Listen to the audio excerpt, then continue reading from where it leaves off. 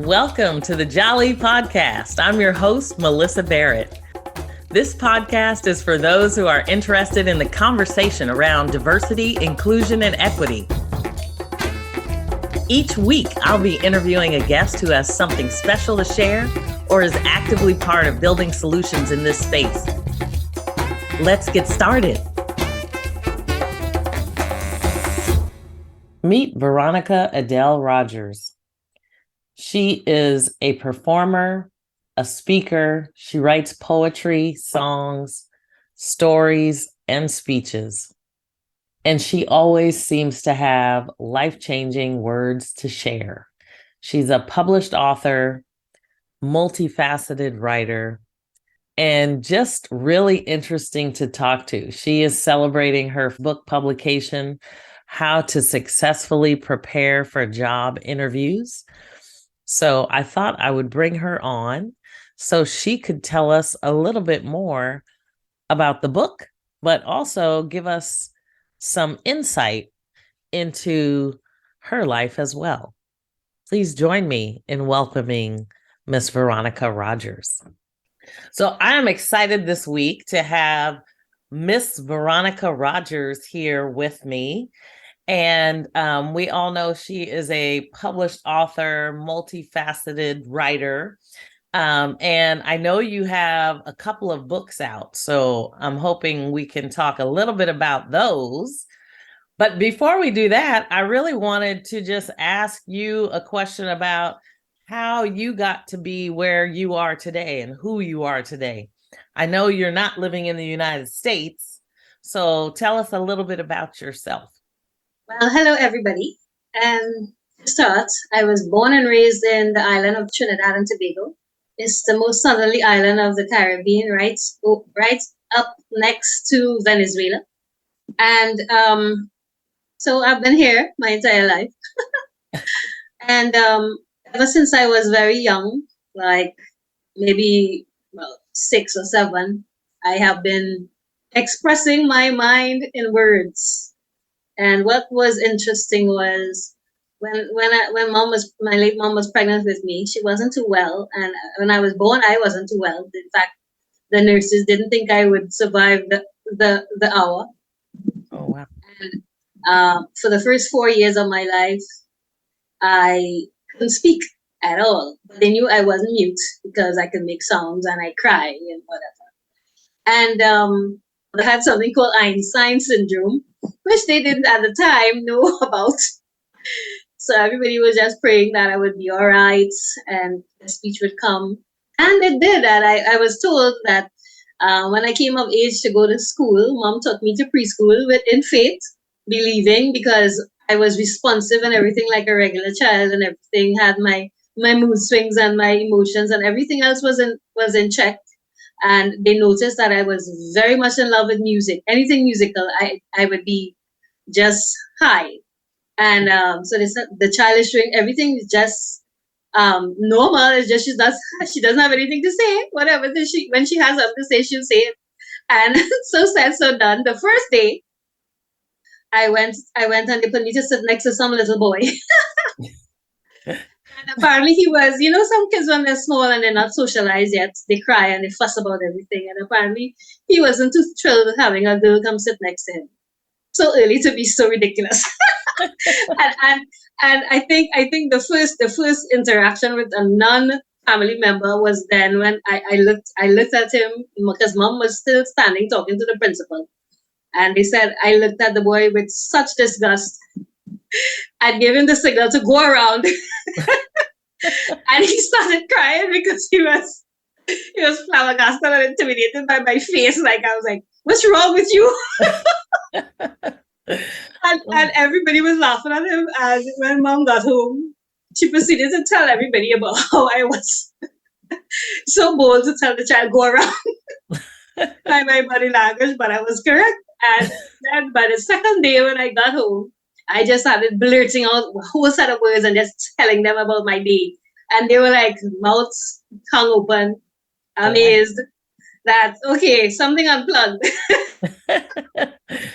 So they found out, wow, she just had it storing up. She was just waiting, just waiting for the moment. That boy And, brought out the best in you, huh? yeah. Gosh. And well, I've loved words ever since. I just love words. I remember, sometimes when you're on the phone talking to a friend, you start doodling on the nearest thing that you could write on. Yes. And I do remember, even as a teenager, I would be doodling the alphabet, and somebody come and use the phone after and be like, "Who wrote up the alphabet on this book? What is this?" All over wherever I can find, I would write the alphabet in all kinds of patterns and shapes. And when I got to high school and started doing art, I loved cross patch and these kinds of things because I used to do that, writing the alphabet and drawing little lines this way and that way all over the place. And so when I told somebody I really love words, it's like, no kidding. But It's funny. stories have always been a very important part of my life. And I believe that even a mute person can communicate, and language is just wonderful. I started learning sign language when I was a teenager in a semi-military group that I was a part of that was similar to Girl Guides. It was called the Crusaders. And I even more fascinated. And then when the understanding that you can express yourself with poetry and with song, I just had a ball growing up. I mean, I had all the regular troubles of a young person growing up, I suppose. But to me, going into the world of words and appreciating the solace and the refuge of imagination and positive thinking has been very integral in my upbringing, my survival through a whole lot of stuff that I've experienced. And I just have to say, I give praise to God and my parents who are no longer with us. Uh, I really was blessed to have parents that instilled in me a love for learning and did not stop me from always going in a library and Mom, I'd like to get a new book, please. And they didn't deter me, they didn't discourage me and yell at me and say, "What's the matter with you? How many books do you want to get?" And Right. because um we were upper middle class when I was little, but started having some financial problems with the different recessions and the different things, and dad getting ill and things like that. So it wasn't always easy to go for them to go and buy me a new book for a birthday or Christmas. But when I couldn't get it as a gift, there was a library. And oh, was I excited to be able to get to go to the library and get books for free and sit down for hours. And Mom didn't have to worry about, okay, we don't know where V is. No, they always knew when I was not in the house. I was somewhere in the yard, under a tree or in a corner somewhere quiet with a book. I love it. Or an animal. Because that was another love. I just love animals too. So I hardly got into trouble. I think I started getting into trouble when I was an adult. I love it. Well, and now story, you mentioned being such an integral part of your being. I know there's a lot of history where you come from. How have those stories shaped you? The scary ones that they told us when I was little, the folklore about these creepy little creatures that looked like children but had no face and had their heads turned around and be called duendes, made me stay out of trouble and get home after school. So it instilled in me a respect for the supernatural, Mm-hmm. a curiosity, but caution for the unknown, and a discipline to find yourself where you're supposed to be at what time. So Mom again didn't have to worry about the girls liming late, going by friends and not remembering the time. What? When the time sun started setting, and even before, I would be telling my elder sister, because I hardly went out when I was little. We always went in a group. It's either myself and a sister or a few of us. And I'd be telling her when she's liming with her best friend, it's like, it's time to go. And she'd be like, what's wrong with you? We have at least half an hour. I was like, no, I want to get home before it gets dark. I don't want to bounce up any trouble. And all the other stories like Papa Bois, the one that loved animals and took care of animals, help us to respect all life and respect animals, apart from mom raising us to respect all life and respect people and to treat all people with um, equality and the same level of regard. That stayed with me to the point where just yesterday I was speaking to someone in LinkedIn because they were talking about the fact that there's still a lot of people that disrespect certain groups of people. And in one of my written works, I was sharing the importance, even when you're going to an interview, of showing respect for everybody you meet, because a lot of young and middle-aged people forget that the boss can change his suit and put on something scruffy, wear slippers, rumple his hair, go around the back, and then come in pretending that he's the plant man or he's the cleaner or he came to look for a relative and he just jumped into his car and then bother to fuss up. And they can observe how you treat everyone that comes in the interview room. And they can be looking at you on camera. You don't even know because there are all kinds of cameras now. Yeah. And they could send the cleaner to spill something near to your foot and see how you react and all of that. And Yeah. so these stories, they not only instill in us a discipline and help me to realize, well, wow, well, if they could write that crappy story, I could probably write something better. And to build a self-esteem and a confidence that I can do it. I know I can do that. I can write a story too. So when it came time to school, um, getting an assignment where you had to write an essay, write a story, I was elated. I want a few children in the class that would ace it and never be afraid to say what I have to say, whether I had to make something up or I had to talk about something that actually happened, which is the difference between fiction and nonfiction, which I learned very early and found exciting. The rest of the kids be like, "Girl, something's wrong with you."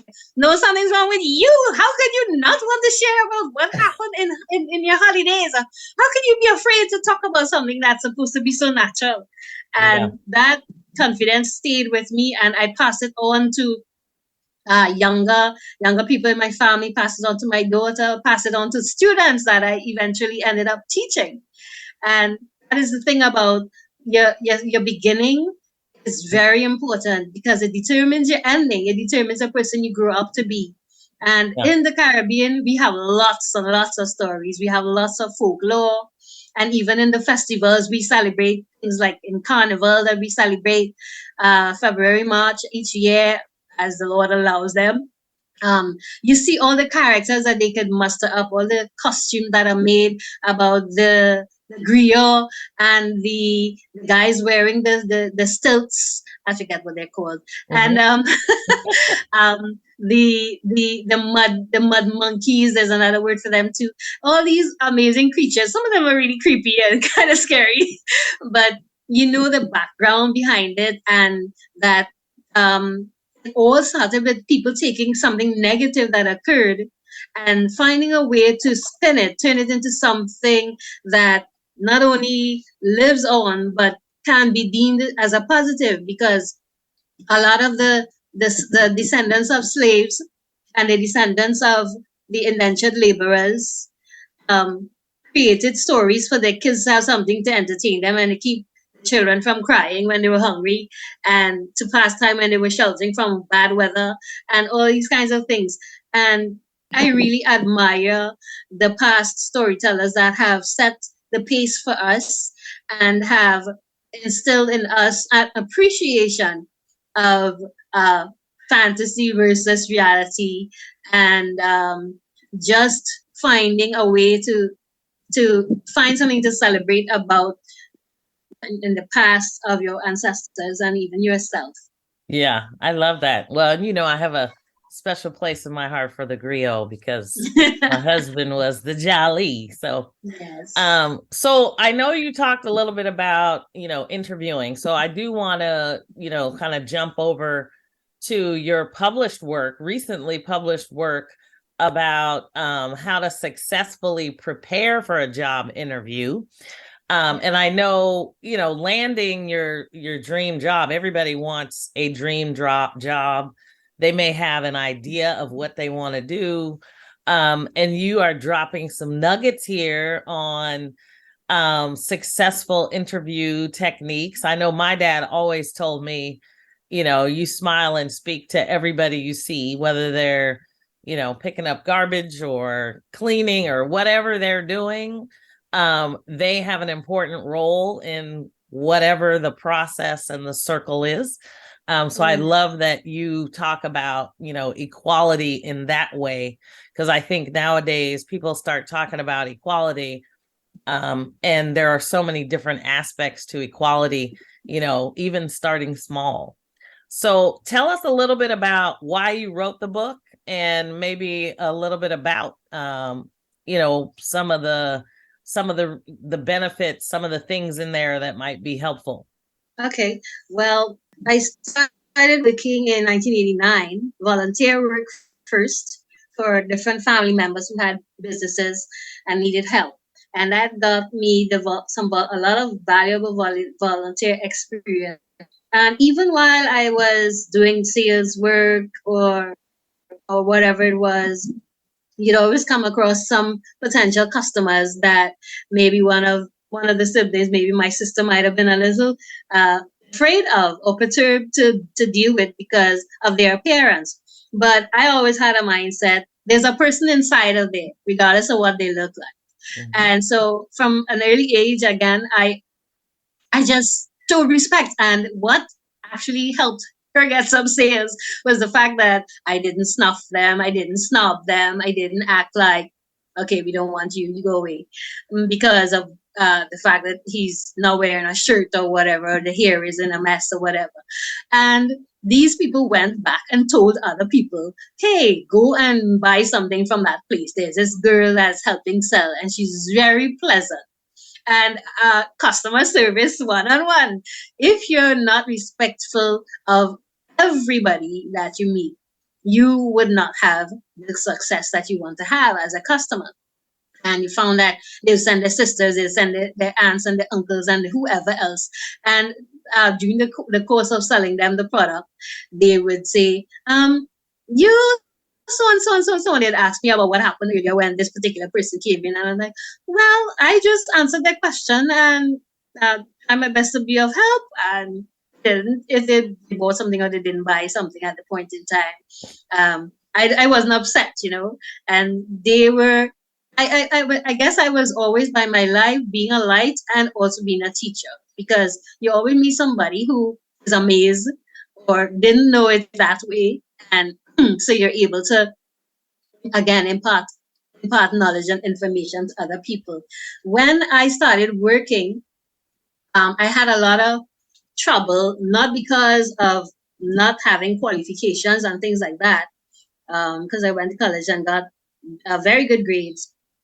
But again, the respect and the understanding that everybody deserves a chance and everybody deserves equal respect, um, across the board, no matter what sort of company I interviewed with or sought to get a job at. You saw that in play. You saw it in the waiting room with the different people that were waiting. You saw it when you went into the interview room. And over the years, I would say basically 30 to 32 years of working, I have had many, many interviews, probably over 100. And I learned from each one.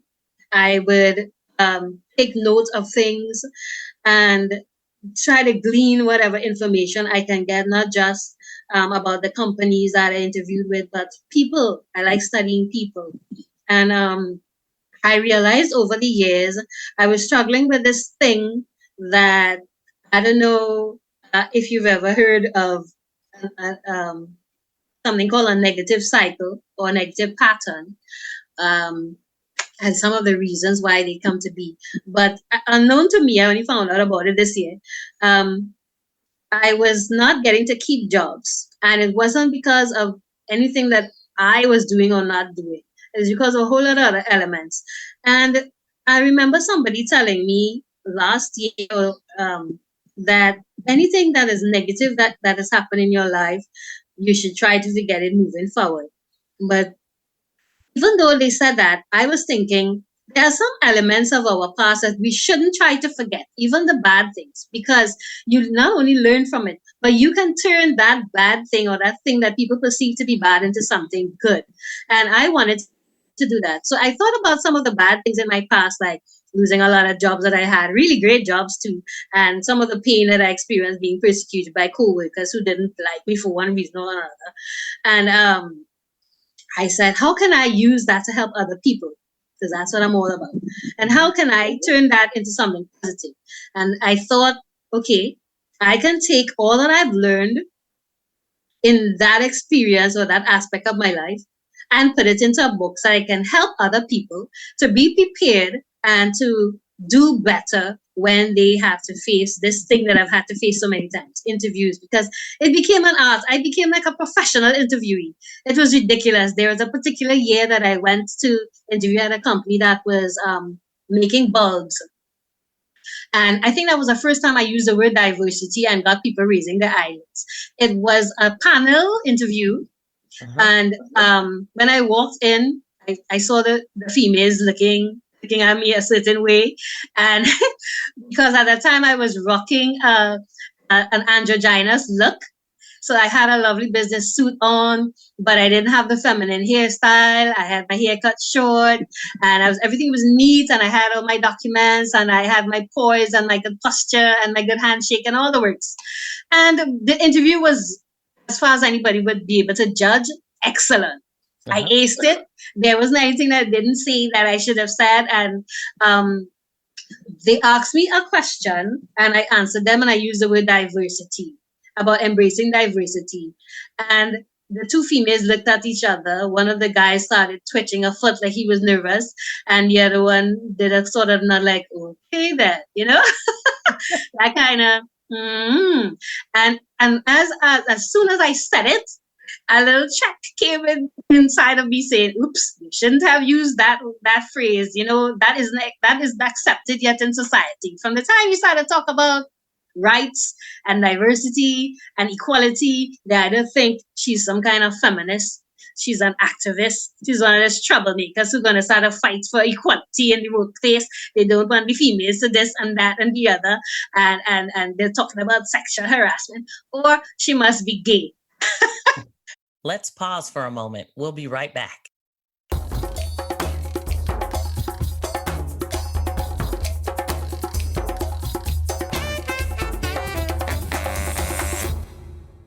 I kept thinking, not only is this important now, because all these people who have lost jobs are going back into the world of work and going back into the rat race looking for work.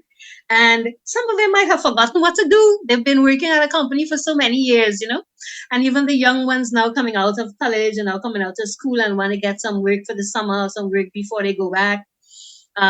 I think it's timely and it's really valuable. And I do hope and I really believe that it is for everybody. It is for every type of person, no matter what is the age range, no matter what is your gender, your race, your religion, no matter what.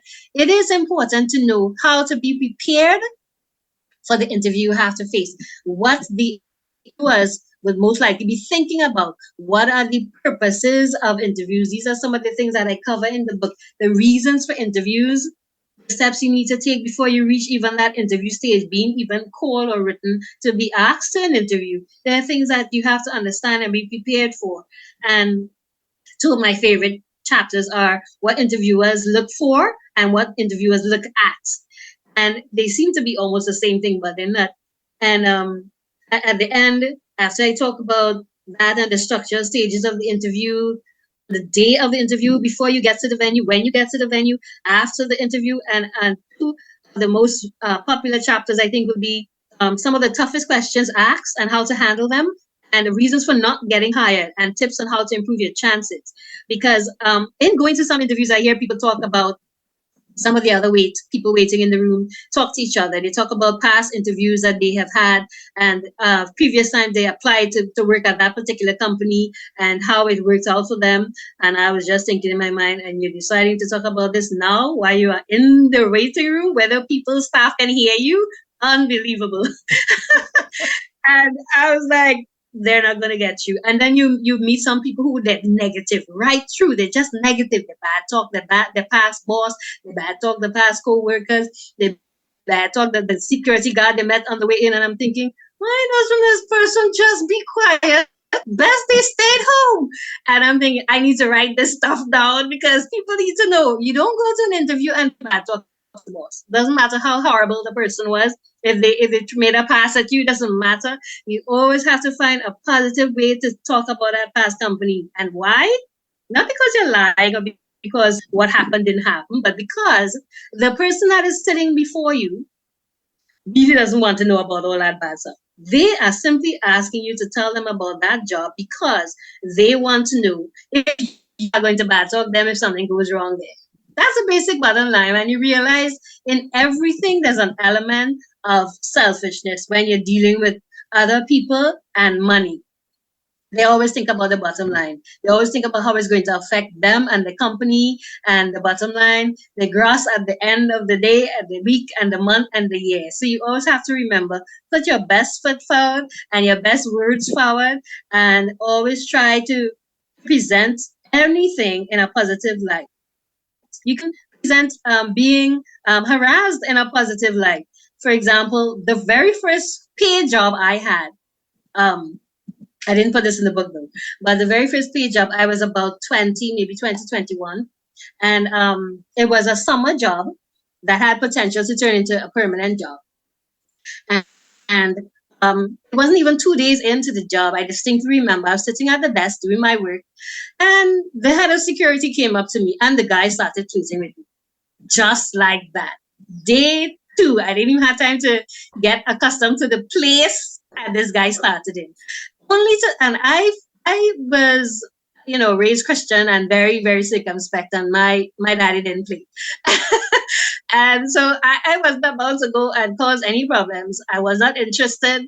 The man was old enough to be my father and I was there to do a job and I intended to do it to the best of my ability and leave with good reviews.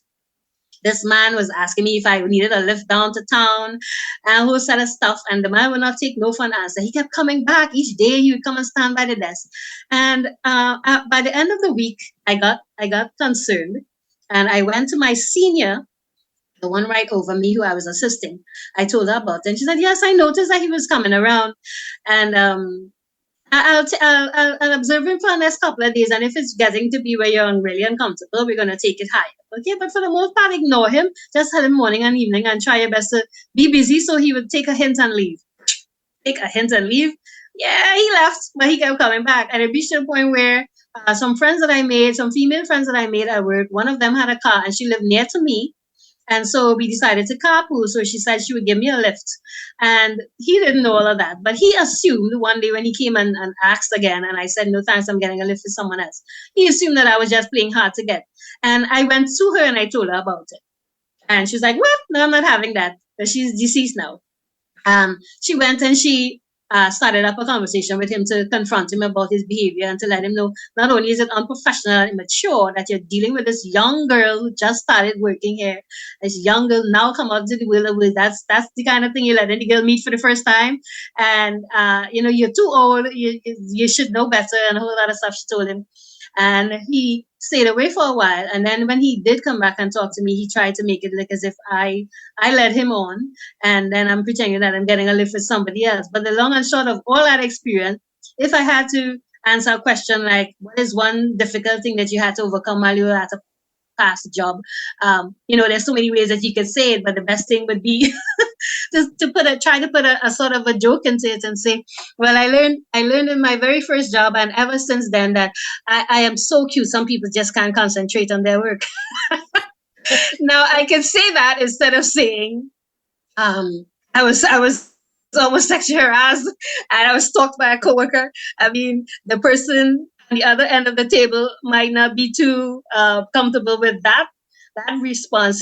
So in the book, I share scenarios, or I present the facts and I give examples, whether hypothetical or a little bit of truth and experiences that I've had, particularly in the end where I got really comfortable because I wrote the book as if I'm speaking to somebody. I'm not just on top a pulpit or on top of a stage in a conference or something talking, but I made it professionally personal.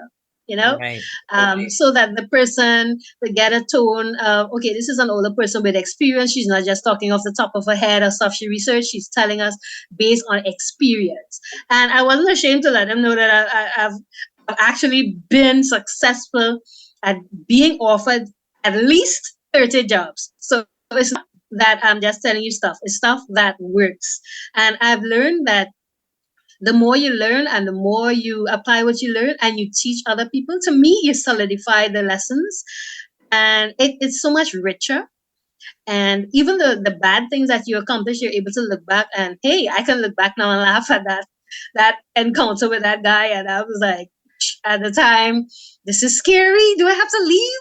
And you know how it works out by me maintaining my composure, maintaining my values and my respect. I had so many people batting for me and defending me. I didn't have to tell him anything. And Well, when he that got says a the lot, title of the last, right? yeah, I mean, that's yeah, what's nice about having people that will support you and speak yeah. up for you, even when you may not even know how to speak up at the time. That's it. That's it. Because I was so young. I mean, literally my first job. Yeah, it Yeah. can be scary, right? Yeah. Yeah. So that's basically what inspired in me getting that book out, and I'm so excited. I can hardly wait for people to start to really realize that it's there and get their hands on a copy. So Yeah. it's going to be available free all week next week from the 9th to the 13th of January on Okay. Amazon.com. So I'm telling everybody that's my gift to you. Well, If you that's don't nice. get in on that during that time, that's it. Oh, Pay fantastic. $7. So now, So and what's interesting is I know you have another book that you have coming out that talks about anger. oh yeah, are you angry? Well, I'm hoping that I can get it out by the end of the month, but self-publishing is hard, girl. It's not as easy as people made us think. I'm Yes. so learning. Yes, it is hard. Yeah, because for the past 4 days since I put out the first one, I have been looking at the cover and not liking what I see, and the templates and all that's available. Having to learn, it's like they put me into the deep water of the sea of technology. I had to learn so many new things in the past 4 days, and I was up all day yesterday from since after 1 in the morning till after midnight this morning. Didn't get a wink of sleep trying to just get it perfect and organize the cover and the manuscript for the paperback version, because right now I have everything in except the book cover for the paperback. Okay. It's not as easy as it seems. Yeah. That's when I think, okay, should be easy. Just about 5 clicks and I should be done. Yes, it takes a village sometimes, you know? Hmm. So, Are Awesome. You Angry is the title of that second book. And the subtitle is something to the effect of take back control of your life and your emotions, because again, through experience and observing other people and how anger has destroyed their life and wrecked their reputation, mess with their social life, I mean, mess with everything, it even messes with your spiritual life. I realized, okay, this is something that needs to be said. And I observe particular groups of people in society, and I love them to bits. So this is not crit- a, a, um, Critique. a critique. It's just an observation and my opinion. You don't have to agree, but I think the LGBT community, it has a lot of angry people, and I think rightly so, because they've had to endure like other groups of people, like different races who have been enslaved, and people who have been in war, and it seems like there's no end to the suffering of their race and their descendants.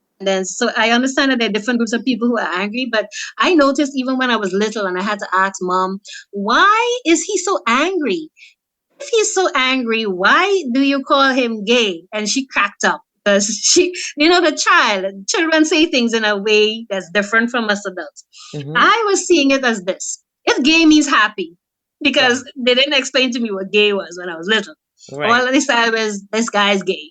And I was like, how do you know he's gay? He doesn't look happy to me, you know? So I was trying to understand. And even growing up, meeting a lot of them, dealing with a lot of them, working with them, you meet a lot of angry people. And I'm like, why are you so pissed off? And the basic reply is, we have to fight so much to get our rights. And somebody's always on our case, and somebody's always trying to tell us how to dress and how to speak and how to whatever. I thought about it and I said, okay, I can understand. I can empathize, because I was the last in my siblings. My parents made 7 of us, and I was the last. So you know what that means, right? That means that there are many people who are going to be telling me what to wear, how to fix my hair, what to put on my feet, how to speak, how to stand. And if even if I'm just at home, just relaxing, and I'm just maybe performing a song for a family guest who's heard that I can sing and wanted me to sing something for them, when I'm done having a ball and singing a song and I go back inside, some sibling might be saying, "Why didn't you put your hand like this? Or why didn't you?" I'm like, they're not a chorus kind of person. Breathe.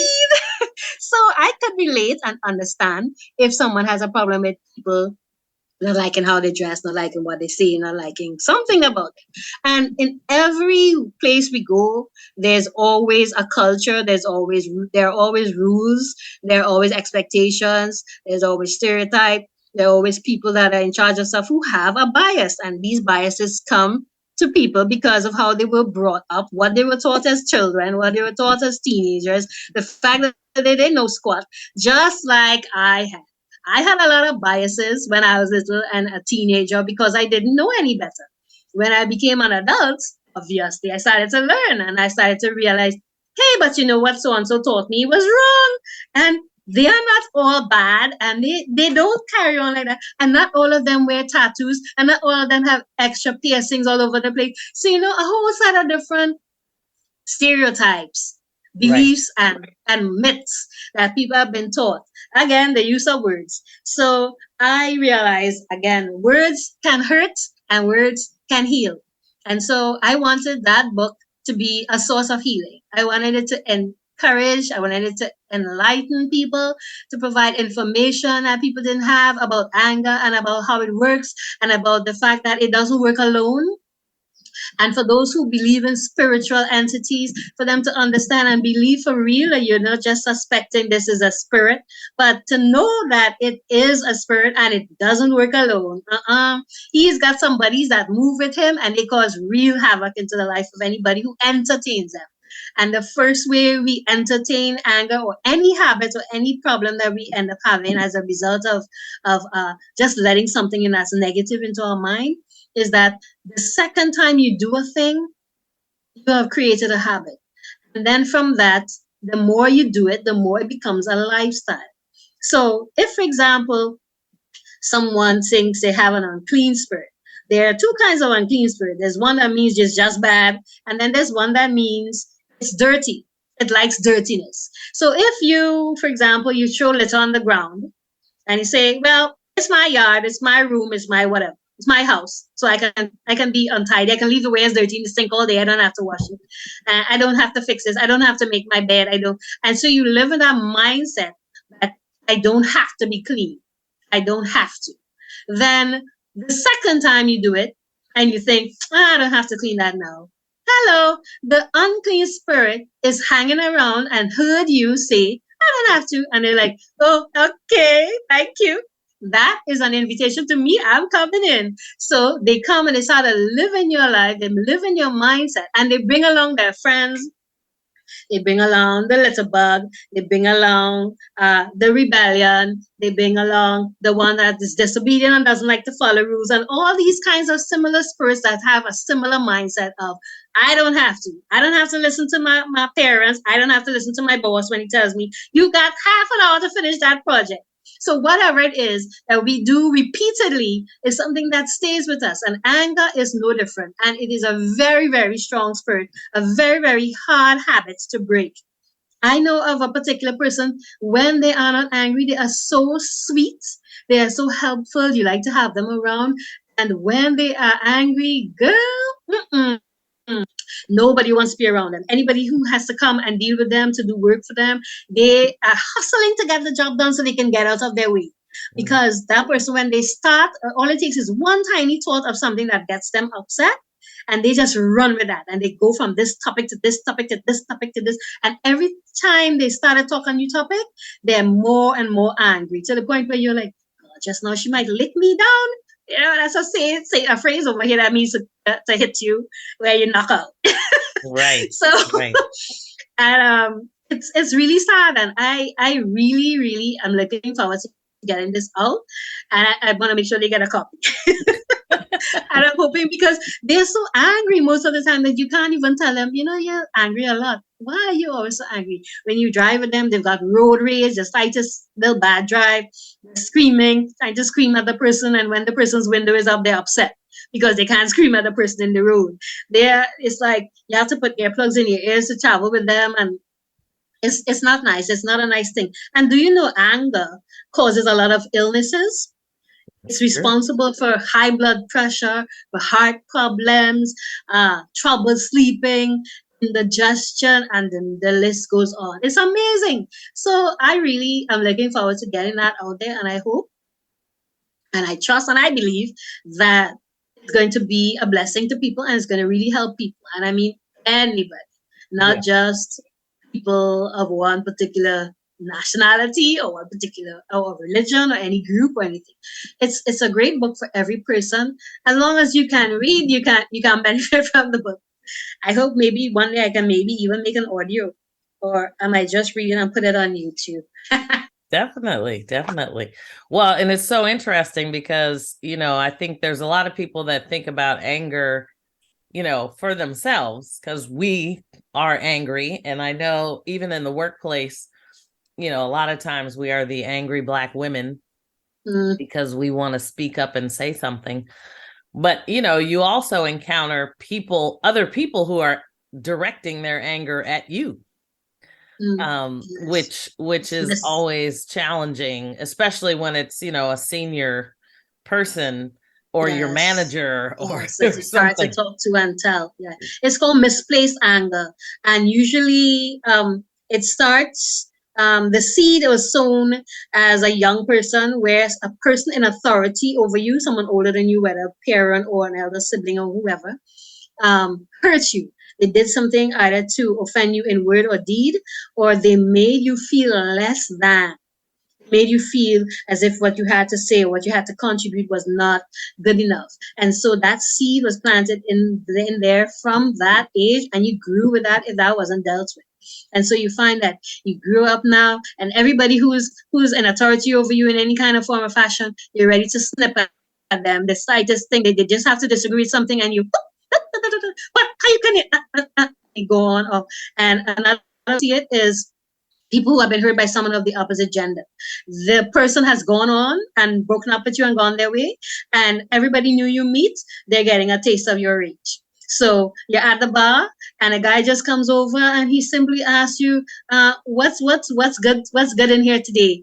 And he's not trying to pick you up, he's just really, and you ready to bite the guy's ear and nose off with some kind of remark. You think he's coming on to you, and he either looks like the person you were dating, or he sounds like him, or he's wearing the same cologne. Something triggers you, apart from the fact that this person just came up to you and said something. And it wasn't even anything disrespectful. Worse yet, for the ones who actually dare to disrespect you, well, wow, they're going to get full brunts. And so it's misplaced because it was intended for the original offender.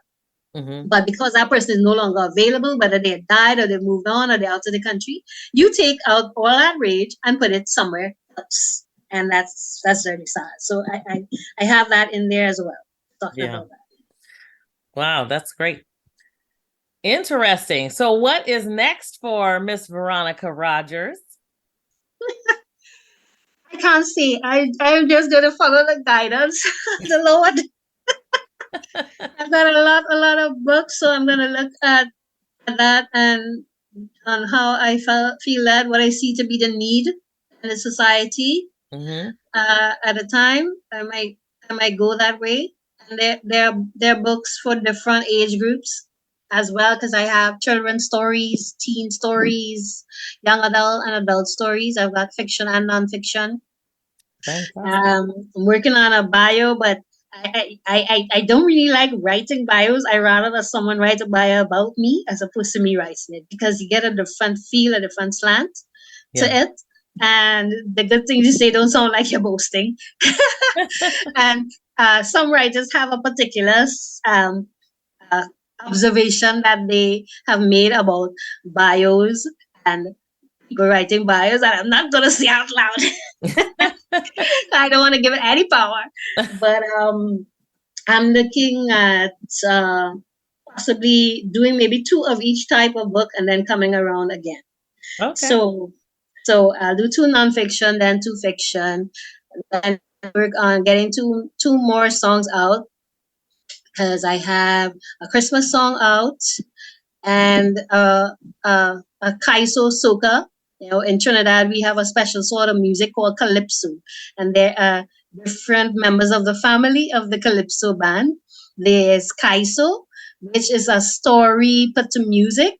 It's kind of different from the entertainment type of music, and we have calypso soca. We have Kaiso soca, which is a combination of the two, and I have a Kaiso soca song. It's great for aerobics called Jump Up and Wave.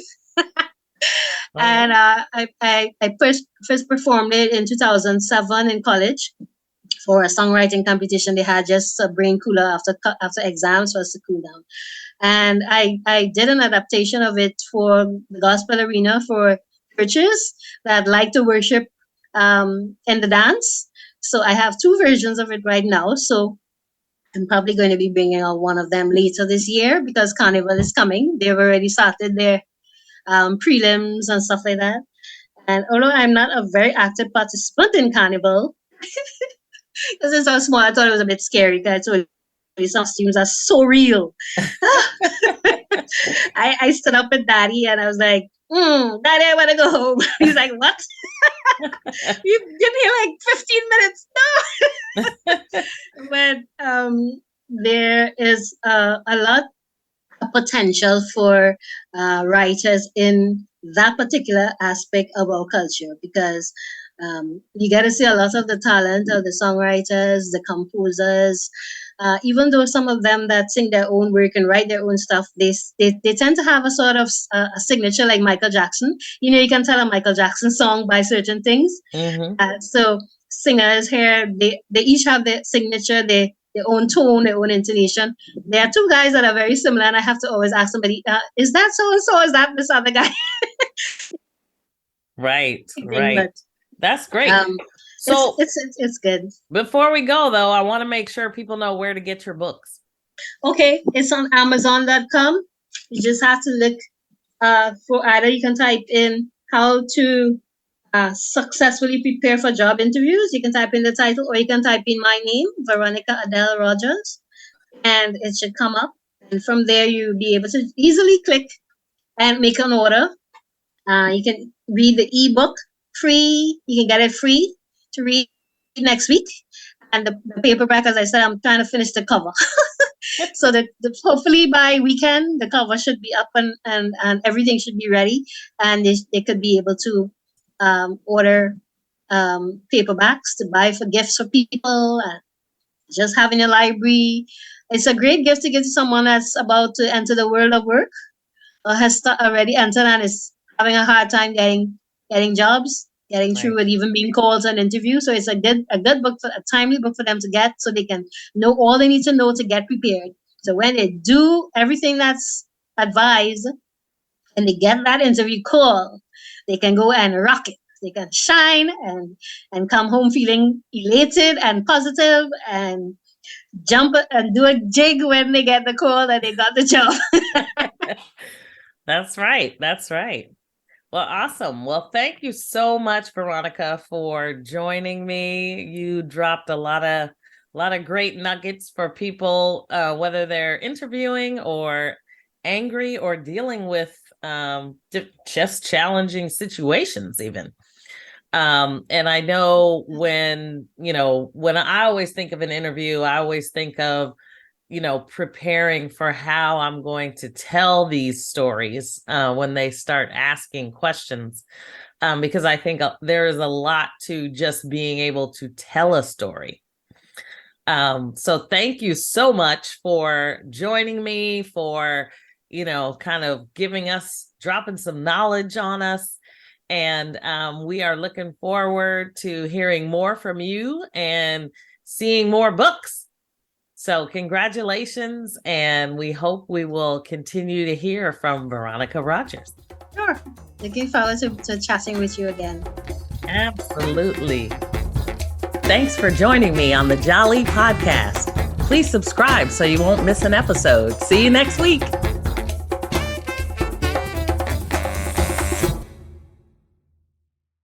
This podcast is a part of the C-Suite Radio Network. For more top business podcasts, visit c-suiteradio.com.